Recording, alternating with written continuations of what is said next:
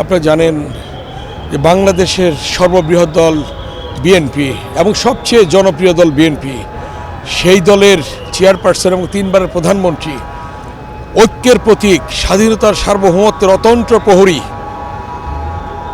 এবং গণতন্ত্রের মা দেশনেত্রী বেগম খালেদা জিয়ার আজকে আমাদের মাঝে আর নেই।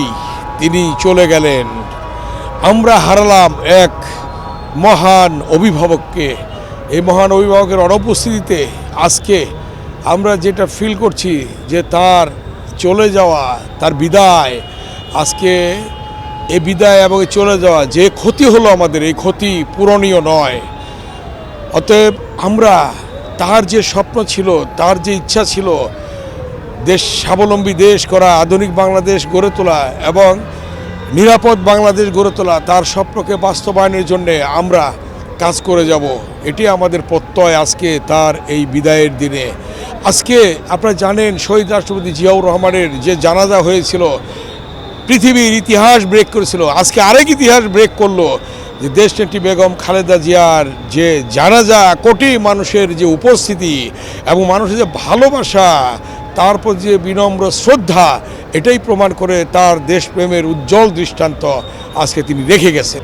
যখন শহীদ রাষ্ট্রপতি জিয়াউর রহমানকে হত্যা করা হলো, এর পরবর্তীতে দেশের হাল ধরলেন, দলের হাল ধরলেন দেশনেত্রী বেগম খালেদা জিয়া এবং তিনি আপসীর নেতৃত্ব দেওয়ার মধ্য দিয়ে এবং ছাত্র সমাজকে ঐক্যবদ্ধ করার জন্যে তিনি অক্লান্ত পরিশ্রম করে গিয়েছেন। এবং যখন স্বৈরাচার চেপে বসলো জগদ্দল পাথরের মতো স্বৈরাচারী এরশাদ, তখন আপনারা জানেন দীর্ঘ আন্দোলনের মধ্য দিয়ে আপসীর ভূমিকা তিনি রেখেছেন। এবং একটি পর্যায়ে যখন জেহাদ শহীদ হলো, ঢাকা বিশ্ববিদ্যালয়ে তিনি এসে ছাত্র সমাজকে বললেন তোমরা ঐক্যবদ্ধ হও। এবং তৎকালীন সেই ডাকসুর ভিপি হিসাবে আমি কথা দিলাম ঢাকা বিশ্ববিদ্যালয়ে জেহাদের লাশ সামনে রেখে, এবং আমরা শপথ করলাম যে দেশনেত্রী বেগম খালেদা জিয়ার নির্দেশ ছাত্র সমাজকে ঐক্যবদ্ধ হইতে হবে। তখন ডাকসুর নেতৃত্বে তাৎক্ষণিকভাবে 22টি ছাত্র সংগঠন আমরা ডাকসু ভবনে বসে সর্বদলীয় ছাত্র গঠন করলাম এবং তার নেতৃত্বে আন্দোলন শুরু হলো।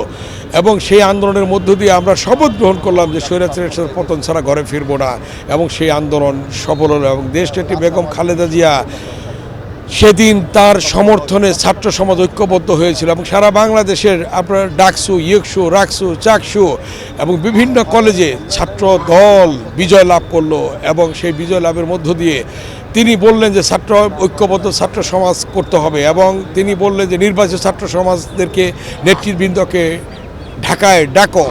তখন তাৎক্ষণিকভাবে আমরা সারা বাংলাদেশের বিভিন্ন ছাত্র সংসদের, কলেজের, বিশ্ববিদ্যালয়ের ভিপি জিএসদেরকে ডাকলাম, ডেকে আমরা একটা ছাত্র কনভেনশন করলাম।